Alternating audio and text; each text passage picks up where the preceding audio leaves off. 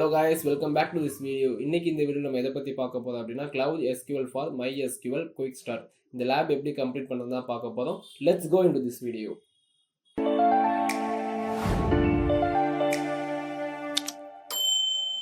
எப்போதும் போல lab start பண்ணோம்னா பாஸ்வேர்ட் மட்டும் காப்பி பண்ணிக்கிட்டு இன்காக்னிட்டோ விண்டோல ஓபன் பண்ணிப்போம். யூசர் நேம் அதுவே காமிச்சிடும்.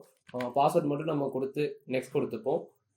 நெக்ஸ்ட் கொடுத்ததுக்கப்புறம் ஐ அண்டர்ஸ்டாண்ட் கேட்கும். ஐ அண்டர்ஸ்டாண்ட்னு கொடுத்துப்போம். அக்ரி அண்ட் கண்டினியூ கொடுத்துக்கிட்டு டெர்மினல் விண்டோ ஓப்பன் பண்ணிப்போம்.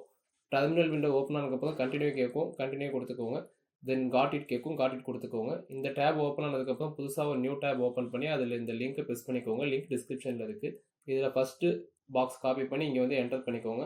தென் நம்ம இந்த டேபுக்கு வந்துட்டு ஃபஸ்ட்டு டாஸ்க் 1 கிளிக் பண்ணிட்டு இதில் நம்பர் 10ன்னு போட்டிருக்க அந்த இடத்துல உங்களுக்கு என்ன இருக்கோ அதை காப்பி பண்ணி இங்கே ப்ரெஸ் பண்ணிக்கோங்க. என்டர் அடிச்சிடுங்க.